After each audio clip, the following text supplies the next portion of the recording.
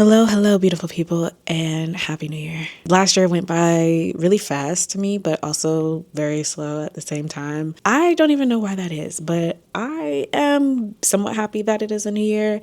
I really don't start acknowledging that it is a new year until about springtime, March, just because right now things are still like very sleepy. It's winter, it's cold, it just is.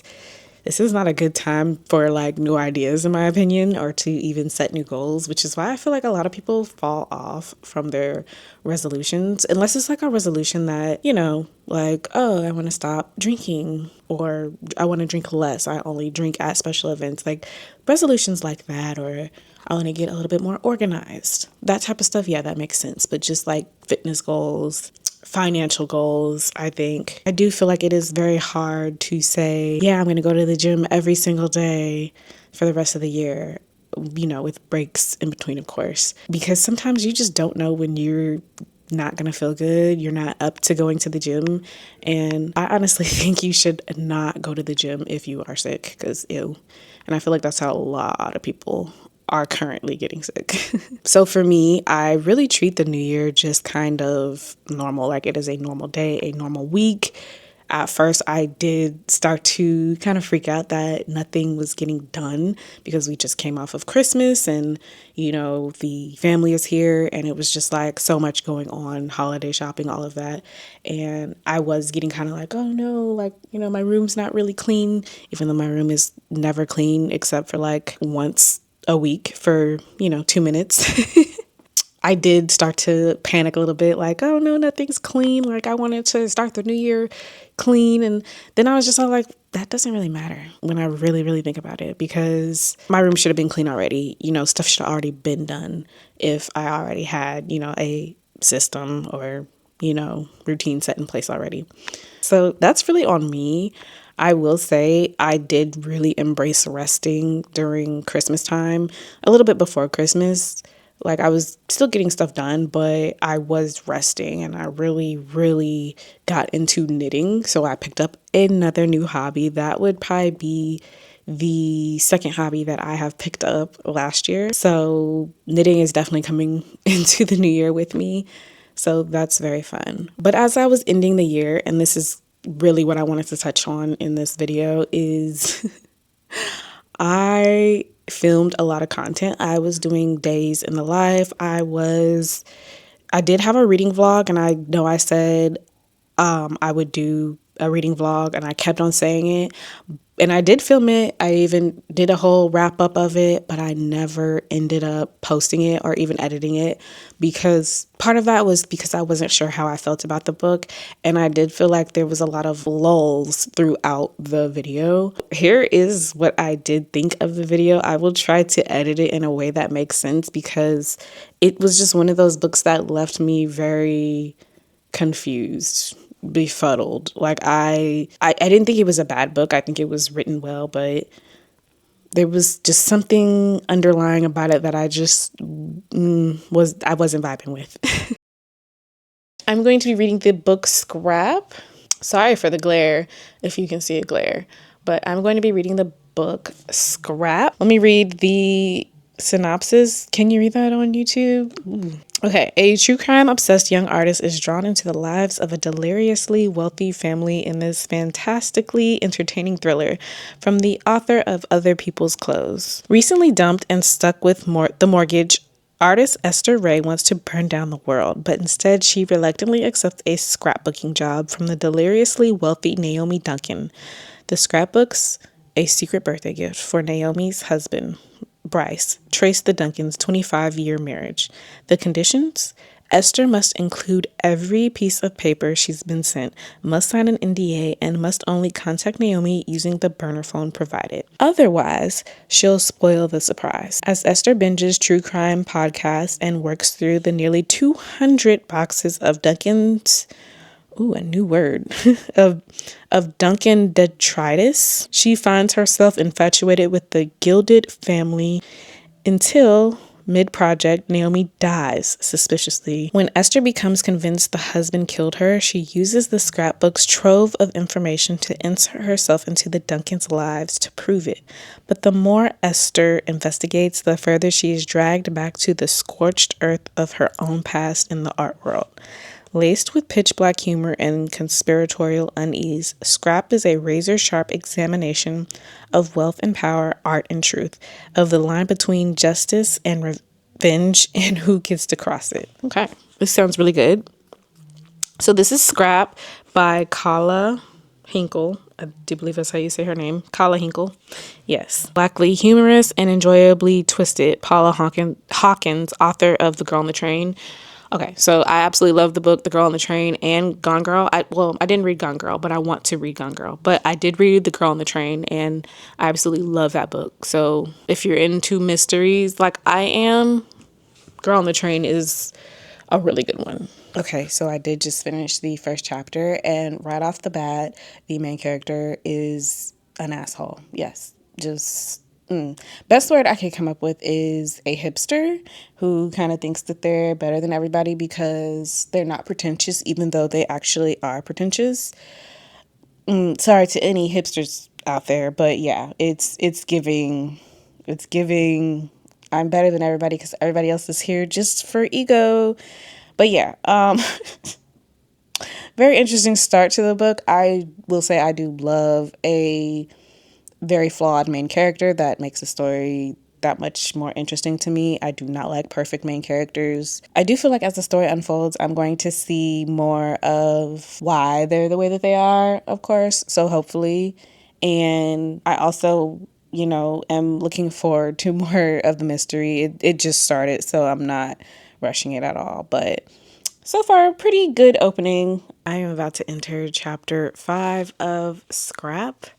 And so far the story is flowing along. Things are looking very good. Still haven't got to the mystery part of things. Like, it's slowly developing for sure. I can kind of see where it's going. I kind of think like main character is still an issue. I don't really know what's wrong with her. I mean, there is like a little bit of backstory on her background, and I am kind of getting that. I don't know. She seems like a very grown adult, and she should be able to regulate her emotions at this point. But, I get it. I get it. There's actually a mystery with her backstory going on too, and I do like that aspect of it, and I do hope that at some point she finds out what's going on. But yeah, so far very good read. I can't really complain. It's definitely a slow start to the mystery in my opinion, because normally like I feel like when I've read mystery books in the past, you would get there a lot sooner, but maybe I'm tripping. But yeah, I'm liking it. I like the buildup of everything, and so far so good. I'm ready to get into the bulk of it now and really figure out what's going on, because right now we're still story building just a little bit. So we'll see what ends up happening. It has been a few days. I am on page 203, chapter 15. I have that much left.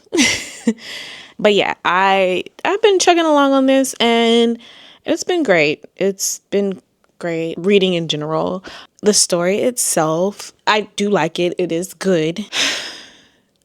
I do feel like the mystery just kind of was very predictable for one, because if you read the synopsis, you kind of know what's going to happen and where it's going. And I feel like the actual mystery is within the main character as far as like what her background is.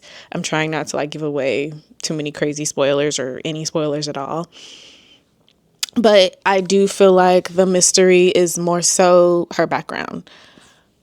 She's still very annoying. She's still very much an asshole. And it's weird how nobody has really told her like, hey, you need to take it down a notch. You got issues. It's weird that she doesn't see it yet. Like she knows she has issues, but I think it's just she's not really grasping it yet. Like she really just needs to be called an asshole. because ultimately that is what she is. And maybe I should change the word. Maybe it's not just that. Like, because she acknowledges that she can be very obsessive over certain things, which is very true. But I also think she needs to acknowledge that she can be very judgmental and very critical and crass. Like, someone did call her crass at one point or something along those lines. But to her, it's just like, oh, they're insulting me because they didn't like what I had to say. She's kind of a brat. That's a better word, I think. More of a brat. Her background does explain her obsessive behavior. It does technically justify it. I just think it's weird that she kind of hasn't really like learned from it for real. Like, you don't have to be that way.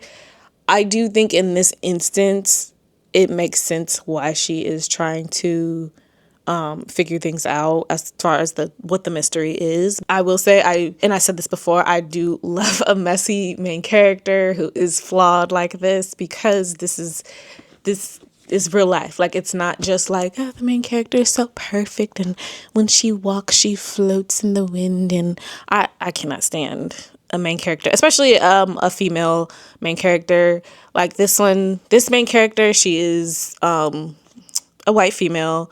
I'm assuming she's white. They haven't really talked about her skin color, but I'm assuming she's white, and she's also a lesbian. And I will say it is interesting to see them talk about lesbians and other lesbians in this light.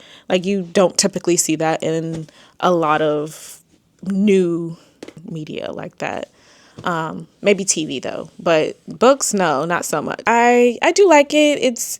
It's good so far. Sometimes I'd be shaking my head like, she's so messy. It does remind me of Girl on the Train. So I can see why the author of The Girl on the Train likes this, because it does have that same type of, girl, get it together. Girl, stand up. What are we doing? Because The Girl on the Train, it was just like you wanted to like punch the main character. Like, girl, if you don't stop drinking. So that is you see this in that book. So I get why she got a gold stamp from the author of The Girl on the Train, because it is definitely in that same vein, in my opinion. Okay, I guess it's time to talk about this. I did finish it. It has been over a week now. Yeah, I finished it, and I don't want to say I dislike it. It's not a bad book. It's not. It's just not a mystery book. When I think mystery, I'm thinking like who done it type of mystery. I'm not thinking like here's some mystery elements and a story. I want like real mystery, almost Nancy Drew, but like a modern day Nancy Drew, Like I want there to be mystery. So I was a little disappointed that it wasn't a true mystery. Book starts off, I think, really well. They do a really good job at building the story up, but the ending for me was what the problem was. She's an artist. I'm assuming in her 30s, probably mid to late 30s. She's a lesbian. She speaks about that a lot, so I figured I should mention that she is a lesbian. She is an asshole. She grates your nerves throughout the book because you're really wanting her to kind of just get over herself, because that's really what she needs to do. The ending did seem very rushed, because it rushed by very, very quickly. And I was like, I feel like something was missing. Not really a mystery. A great story, though. I cannot lie about that. It is a good story. A cautionary tale, if you will. So I don't think that it was a bad book at all. Like, it was actually a good book. I just think that some decisions were made. But, that is the nature of this character, so it does make sense. So I can't be too mad about that. Very interesting book for me to jump back into from my reading slump. Now that I'm done with this, I am going to finish off Ballad of Songbirds and Snakes. Probably start Pretty Little Lies. Big Little Lies, and then go into The Sunrise of the Reaping. I'm probably butchering that name. Get into the next Hunger Games book, because I love the Hunger Games series so much, and I'm glad they're keeping it going. So yeah, that is that. I'm sorry if me explaining this was confusing. I had to sit on this for a while. I kept thinking about it, and I was like, I know I need to make that video and finish it out, but this ending. Then I did start to do days in the life, because I was like, well, what if I, incorporate vlogs into my channel? And I did have fun with that, but I'm just not good at vlogging. Like, I know it's something that you can practice and become good at. I think if I really take the time to set up my camera constantly and film. I could be better at it, but I don't know. Like, I'm just, I don't want it to be boring. And I feel like my vlogs can be very boring. They are very tedious to edit. And, I'm not ever really sure if I'm using the right music or, sometimes I second guess myself for sure. And I know if I like post them, people will start watching and be consistent with it. But it is just such a tedious process for me. And I want the vlog to be good. I don't want it to be the same thing over and over again, even though that's what algorithms like. They like repetitive. Overall, I just was like, I'm not sure if I'm feeling this. I really don't know what I'm going to be doing in this year. I think I still do want to talk about multi-passionate. I think that was a good thing to talk about. I definitely want to keep talking about journaling because that was very fun to talk about, and journaling and planning as well has become a big part of my life. Like, I am always opening up my journal. I'm always opening up my planner to write things down, to jot notes down. I have them right here on my desk. And that's something I also want to do this year, is just be at my desk more, but not like in an obsessive, like I'm a workaholic type of thing. I really just want to stay out of my bed, because I think a lot of the times, like, I can be very attached to my bed, and yeah, I need to like get out of that. So just getting at my desk more, even if it's just to sit here and watch TV. Like, I don't always need to be like laying up in the bed. I will try my best to like keep up with that. Like, obviously, if I'm just like having a slow day, yeah, I can sit in the bed. And then I will say I do want to get out of the house a little bit more, but I need for all the like flu stuff and, the vid and just all the sicknesses to tamper down a little bit, because it just seems like every time you want to do something, a new strain of something comes out, and it's just like, oh my God, like, can we chill for like 5 minutes? I feel like since 2020, we have not gotten a break from all these sicknesses, and it's so just annoying. Like, because once you get sick, you're like down for however long you're going to be down for. You can't do anything. Mentally, it's so draining. Mentally, being sick really sucks. And you kind of have to restart again. And honestly, I'm so sick of having to restart. So I will say there is still a part of me that is like, oh, I don't have anything done. Oh, no, no, no. And I go through this every couple of weeks where I'm just all like, no, I'm not getting anything done. Oh, what am I doing with my life? And I think, honestly, that's just a part of being 30. Like, you're just like, I feel so behind. I feel like I could be doing more. And I feel like when I feel that way, I tend to add more to my plate. And then that's where things get out of control. And then I'm back at square one. So one of the things that I really need to do this year is to stop adding things to my plate. Like, even hobby wise, like last year, like even when I added knitting on, like, I was so determined to figure out how to knit. And part of that is just because I don't want to use a whole bunch of yarn, because crochet requires so much yarn. And I just want to lessen that just a little bit. And I did want to use like better yarns. Like, I don't always want to be cotton and acrylic and maybe like a cotton linen blend. Like, I wanted to use cashmere, alpaca, like, so that's why I wanted to learn how to knit. But that was just another thing I had on my plate. So I do want to probably at some point come up with a better system for myself. And I know I want to do more analog things, which is why I have like 3 different planners this year. Just to have things all written down for me, and just to kind of organize my life mentally. Like, doing stuff digitally doesn't work for me, which I've mentioned in previous videos. So in that aspect, I do think that needs to be analog for me. Otherwise, I'm just not going to do it. But yeah, I know like doing things analog and physical media is a really big thing, and it's going to be a really big thing this year. But I don't know. I feel like I've kind of been on that wave, and I've definitely wanted to be more on that wave. And even with my content outside of YouTube, I think I just want to stick to photos. Like, I feel like I don't need to do a whole lot of videos, short form that is, because I don't even like it, for one. And it does end up taking a lot of space up on my phone. So I'm just like, well, what if I just be the type of person that's taking pictures, that is, going back to Instagram days without, having it just solely be on Instagram. So yeah, I just need to figure some things out and lay that out for myself, because I'm thinking even bring the blog back. Why can't I say that fast? Bring the blog back. Take more pictures versus video, because it's like everything is video, and sometimes I don't want to film video, and I certainly don't want to have to edit all the time. And editing photos is actually way easier for me because I have presets for photos, and it's just a touch of a button to put on a preset, and that also makes my photos more uniform. I feel like once we started to introduce reels and TikTok like videos, we made things a little bit more complicated. Like short form is cool.